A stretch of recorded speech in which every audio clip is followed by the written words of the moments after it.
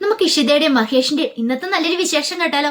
അങ്ങനെ ഇന്നത്തെ വിശേഷത്തില് ലയ ഇങ്ങനെ ആലോചിച്ചുകൊണ്ടിരിക്കുകയാണ്. തന്റെ കുഞ്ഞിനെ ഇല്ലാതാക്കിയത് ഇഷിതയാണ്, അവളെ അങ്ങനെ വെറുതെ വിട്ടുകൂടാ എന്നൊക്കെ ആലോചിച്ച് കഴിഞ്ഞപ്പോഴത്തേനും ലയക്ക് സമ്മതം ഏറ്റുന്ന പോലെ തോന്നി.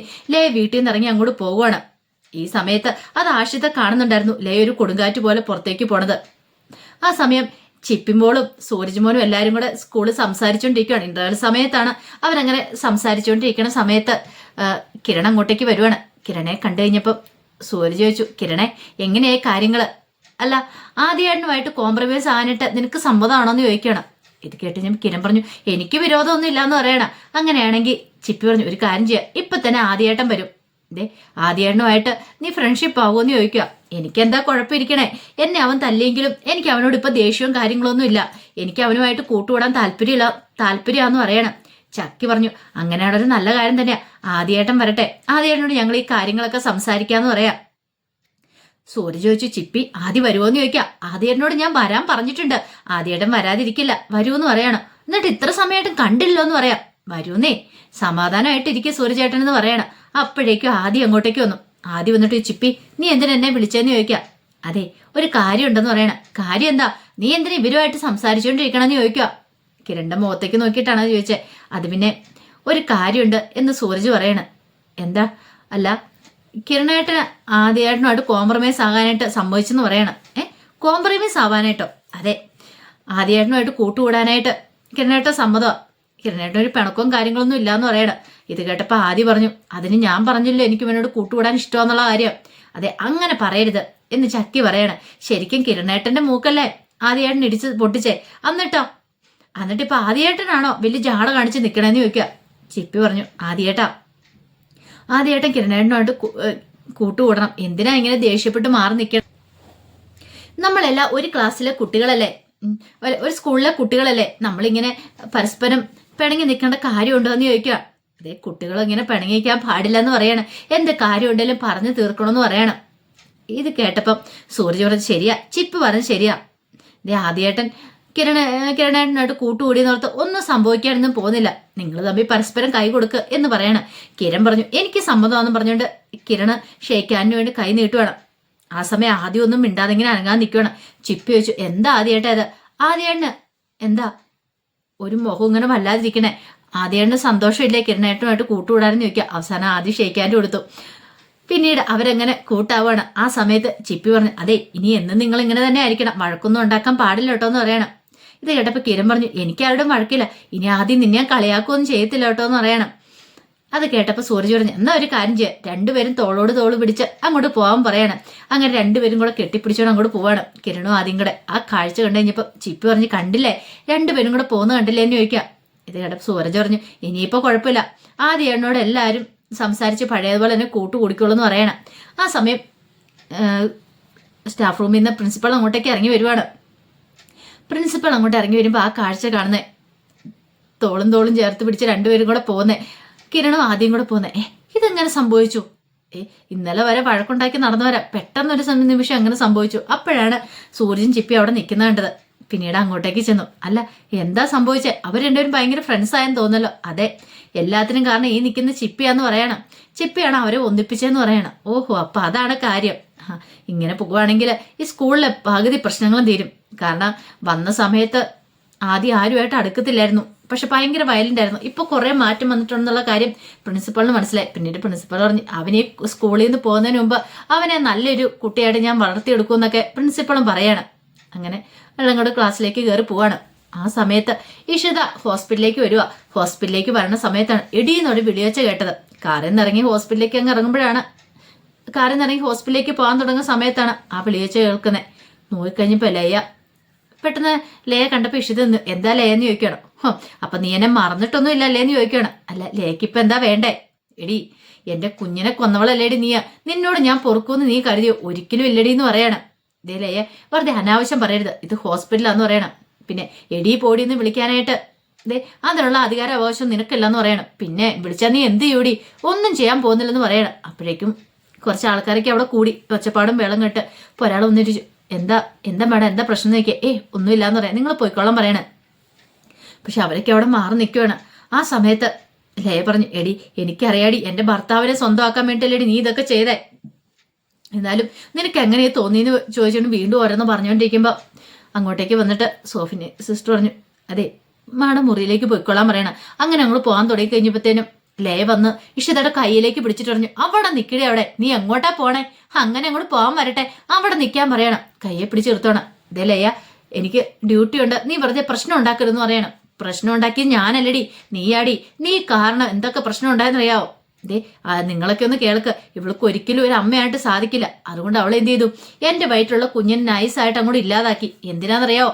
എന്റെ ഭർത്താവിനെ സ്വന്തമാക്കാനായിട്ട്. ഇവളുടെ കാമുകനായിരുന്നു എന്റെ ഭർത്താവ്. ഇത് കേട്ടിഞ്ഞപ്പോ ഒരാൾ പറഞ്ഞു, ദേ വെറുതെ നിങ്ങൾ അനാവശ്യം വന്ന് പറയരുത് കേട്ടോന്ന് പറയാം. അനാവശ്യമോ? ഇവളുടെ ആദ്യ കാമുകന്റെ ഭാര്യ ഞാനിവളും നമ്മളുടെ ബന്ധം നിങ്ങൾക്ക് അറിയത്തില്ലോ എന്ന് പറയണം. അപ്പോഴേക്കുമാണ് അങ്ങോട്ടേക്ക് മാധവ് വരുന്നത്. മാധവ് കാർ വന്ന് പെട്ടെന്ന് ഇറങ്ങുവാണ്. അങ്ങനെ മാധവ് അങ്ങോട്ട് പാഞ്ഞു പെറുക്കി വന്നു. പിന്നീട് ഇഷിതയോട് പറഞ്ഞു, സോറി കേട്ടോ ഇഷിത എന്ന് പറയണം. അപ്പോഴേക്കും അവിടെയുള്ള ഒരു ചേട്ടൻ പറഞ്ഞു, എന്തൊക്കെയാ സാർ ഇത്, വെറുതെ ഭാര്യനെ ഇങ്ങനെ അഴിച്ചു വിട്ടേക്കുവാണെന്നൊക്കെ ചോദിക്കുകയാണ്. അപ്പോഴേക്കും ലയ പറഞ്ഞു, എടാ അഴിച്ചുവിട്ട ഞാൻ പറയുന്നില്ല ആരെയാന്ന്, ഇവള് ചെയ്ത കുറ്റം, ഇവള് കാരണം എന്റെ ജീവിതം നശിച്ചുപോയി, അറിയാവോ, എന്റെ കുഞ്ഞിനെ ഇല്ലാതാക്കി. ഓ അപ്പോഴേക്കും അവതരിച്ചല്ലോ, അല്ല കാമുകൻ കാമുകനെ കാണാൻ വേണ്ടി വന്നായിരിക്കും അല്ലേന്ന് ചോദിക്കുകയാണ്. ഇത് കേട്ടപ്പോൾ മാധവ് പറഞ്ഞ്, സൂക്ഷിച്ച് സംസാരിക്കണം എന്ന് പറയണം. പിന്നെ സൂക്ഷിച്ച് സംസാരിച്ചു പോലും എനിക്കറിയാടാ, എന്റെ വയറ്റ് വളർന്ന് കുഞ്ഞിനെ ഇല്ലാതാക്കിയത് നീ ഇവളും കൂടെ ചേർന്നിട്ടല്ലേ, നീക്ക് രണ്ടുപേരും സ്വസ്ഥത സമാധാനത്തോടും കൂടി ജീവിക്കാൻ വേണ്ടല്ലേ. എടാ ഇവൾക്കൊരു കുഞ്ഞുണ്ടാവില്ലെന്ന് അറിഞ്ഞിട്ടല്ലേടാ നീ ഇവളെ കല്യാണ മണ്ഡപത്തിൽ വെച്ച് ഉപേക്ഷിച്ചിട്ട് പോയത്. എന്നിട്ടോ ഇപ്പൊ അവളോട് വീണ്ടും പ്രണയം തോന്നി അവളുടെ പുറകെ കൂടിയിരിക്കുമല്ലേ. എനിക്കിവിടെ കുഞ്ഞുണ്ടാവില്ലെന്ന് അറിഞ്ഞു കഴിഞ്ഞപ്പം, അല്ലെങ്കിൽ ഇവള് കാരണമാടാ എനിക്ക് കുഞ്ഞുണ്ടാവാതെ വന്നേ. എന്നിട്ടിപ്പൊ ഇവളുടെ അടുത്തേക്ക് നാണമില്ലാടാ വരാനെന്നൊക്കെ പറഞ്ഞോണ്ട് ഓരോന്നിങ്ങനെ പറഞ്ഞോണ്ടിരിക്കുകയാണ്. ലയെ നീ അതിര് കടക്കുന്നുണ്ട് സംസാരം, ആൾക്കാരൊക്കെ ചുറ്റും നോക്കി നിൽക്കുമല്ലേ. മാധവിന് ആകെപ്പാടെ ഒരു ദേഷ്യമാണോ സങ്കടമാണോ എന്താണെന്നറിയത്തില്ല. പോരാത്തരം ഇഷിത എന്ന് പറയുന്ന ഒരു ഡോക്ടറാണ്, സമൂഹത്തിൽ ബഹുമാനിക്കപ്പെടുന്ന ഒരു സ്ത്രീയാണ്. അപ്പൊ അവരോട് ഇങ്ങനെയൊക്കെ സംസാരിക്കാന്ന് പറഞ്ഞിട്ടുണ്ടെങ്കിൽ മാധവ് പറഞ്ഞു, അല്ലെ നിന്റെ സംസാരം നിർത്തുന്നുണ്ടെന്ന് ചോദിക്കാം. സംസാരിച്ച നീ എന്ത് ചെയ്യൂടാ, നീ ഒന്നും ചെയ്യാൻ പോകുന്നില്ല, കാമുകനെ കാണാൻ വന്നിരിക്കുന്നു പറഞ്ഞു തീരുവല്ല. ഒറ്റ ഒരെണ്ണ കാരണം തീർത്തങ്ങോ പൊട്ടിച്ചു. കുറച്ചൊരു സമാധാനമായി. കേറിപ്പോടിന്ന് പറയുന്ന കാരണത്തേക്ക്. എടാ നീ എന്നെ തല്ലിയല്ലേന്ന് ചോദിക്കണം. പിന്നീട് ലേനെ പിടിച്ചു വലിച്ച കാരണത്തേക്ക് കൊണ്ടേ അടച്ചു. അതിനുശേഷം മാധവ് വന്നിട്ട് ഇഷ്ടത്തോടെ സോറി കിട്ടുമെന്ന് പറയണം. പിന്നീട് ചുറ്റും കൂടി നിന്നവരോട് പറഞ്ഞു, അതെ എൻ്റെ ഭാര്യയുടെ കുഞ്ഞു മരിച്ചു പോയതാണ്, അപ്പൊ അതിൻ്റെതായ ബുദ്ധിമുട്ടും പ്രശ്നങ്ങളൊക്കെ ഉണ്ട്, അവൾക്ക് ഇച്ചിരി മാനസിക പ്രശ്നം ഉണ്ടെന്ന് പറയണം. അതുകൊണ്ടാ അവൾ അങ്ങനെയൊക്കെ പറഞ്ഞ് ആരും അത്ര കാര്യമായിട്ട് എടുക്കണ്ടെന്ന് പറയണം.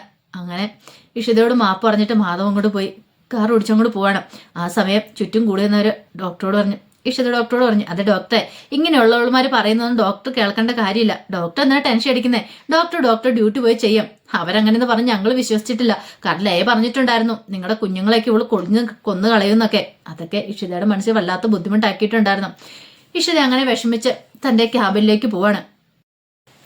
പിന്നീട് ലയ ഒരു കൊടുങ്കാറ്റ് പോലെ വീട്ടിലേക്ക് വന്ന് കയറുവാണ്. അങ്ങനെ ലയ അങ്ങോട്ട് കയറി പോകുന്ന കണ്ടു കഴിഞ്ഞപ്പത്തിന് ആഷിത വന്നിട്ട് ചോദിച്ചു, എന്താ മാധവേ, എന്താ പ്രശ്നം, എന്താ അവൾക്ക് എന്താ സംഭവിച്ചേ, അവൾ ഇവിടുന്ന് ഇറങ്ങി പോകുന്നുണ്ട്, പുറകെ വണ്ടി എടുത്ത് നീയും പോകുന്നുണ്ട്, പ്രശ്നം എന്തായിരുന്നു ചോദിക്കണം. അവളുടെ ഏറ്റവും പ്രധാന ശത്രുവിനെ കാണാൻ പോയതാ. ആര്, ഇഷിതേനോ? അതെ. എന്നിട്ടോ ഹോസ്പിറ്റലിൽ ചെന്ന് ഇഷിതയെ നാണം കെടുത്താണ്ട് നോക്കിന്ന് പറയണം. ഇത് മുകളിലേക്ക് കയറിപ്പോയ ലയ കേട്ടു. ഓഹോ, അവളെ നാണം കെടുത്തിയത് നിനക്ക് ഇഷ്ടപ്പെട്ടില്ല ലേടാന്ന് ചോദിക്കണം. ദേ നീ മിണ്ടരുതെന്ന് പറയണം. മിണ്ടിയാ നീ എന്ത് ചെയ്യൂടാ, മിണ്ടിയാ നിന്നെ ഞാൻ കൊന്നു കളയെന്ന് പറയാം, അന്ന് കൊല്ലട കാണട്ടെ എന്ന് പറഞ്ഞ് താഴേക്ക് ഇറങ്ങി വരുവാണ്. അപ്പോഴേക്കും ആശത്ത് കയറി മാധവിനെ പിടിച്ചു. മാധവൻ നീ ഒന്ന് വെറുതെ ഇരിക്കാൻ പറയണം. ലയ അടിക്കാണ്ട് വീണ്ടും കൈപൊക്കി. ഈ സമയത്ത് ലയ പറഞ്ഞു, അവൻ കൊല്ലട്ടെ, അല്ലെങ്കിലും നിങ്ങളും അവനും കൂടെ ചേർന്നിട്ടുള്ള നാടകമാണെന്ന് എനിക്കറിയാം. നിങ്ങളുടെ അനുജത്തിനെ ഇവനെ കൊണ്ട് കല്യാണം കഴിപ്പിക്കാനല്ലേ നിങ്ങൾ നോക്കിക്കൊണ്ടിരിക്കുന്നത്, എനിക്ക് കാര്യങ്ങളൊക്കെ വ്യക്തമായിട്ട് അറിയാമെന്ന് പറയാം. എന്നിട്ട് നിങ്ങൾ നാടകം കളിച്ചോണ്ടിരിക്കുന്നു. ഒരു കാര്യമുണ്ട്, ആ സ്വാമിയോട് പറഞ്ഞ കാര്യങ്ങളെല്ലാം ശരിയായിട്ടുള്ള കാര്യങ്ങളാ. സ്വാമി പറഞ്ഞെന്താണെന്നറിയോ, ആ ഇഷിത അവള് ചോര ഛർദ്ദിച്ച് മരിക്കുമെന്നാ പറഞ്ഞിരിക്കുന്നത്. അതുപോലെ തന്നെ സംഭവിക്കും. അധികം വൈകാതെ തന്നെ അവൾ എന്റെ ചോര കുഞ്ഞിനെ കളഞ്ഞത്, അതുകൊണ്ട് അവൾ ചോര ഛർദ്ദിച്ചോ മരിക്കുള്ളൂ. അതിനുള്ള വഴിയൊക്കെ ഞാൻ കണ്ടിട്ടുണ്ട്. അധികം നാൾ അവൾ ഈ ഭൂമിയിൽ ഉണ്ടാവത്തില്ലടാ എന്ന് വെല്ലുവിളിച്ചിട്ട് ലയ അങ്ങോട്ട് കയറി പോവാണ്. മാധവ് ആകെപ്പാടെ തകർന്നുപോയി. മാധവിന്റെ അടുത്തില്ലേ ലയുടെ പോക്ക് കണ്ടു കഴിഞ്ഞപ്പോഴത്തേനും ആഷിത പറഞ്ഞു, മാധവ് വിഷമിക്കൊന്നും വേണ്ട, സങ്കടപ്പെടാന്ന് പറയും. എന്ത് ചെയ്യാനാ എൻ്റെ ഇടത്തിയമ്മ, എനിക്ക് പറ്റില്ല, ഞാൻ സഹിച്ചു മടുത്തെന്ന് പറയണം. സാരമില്ല, ഇതിനെക്കുറിച്ചൊന്നും ഓർത്തിട്ട് ഇപ്പം വിഷമിക്കോ ടെൻഷൻ അടിക്കൊന്നും വേണ്ടെന്ന് പറയാം. ആഗ്രഹമുണ്ട്, പക്ഷെ സാധിക്കുന്നില്ല എന്ന് പറയണം. ഒന്ന് ആലോചിച്ച് നോക്കിയേ.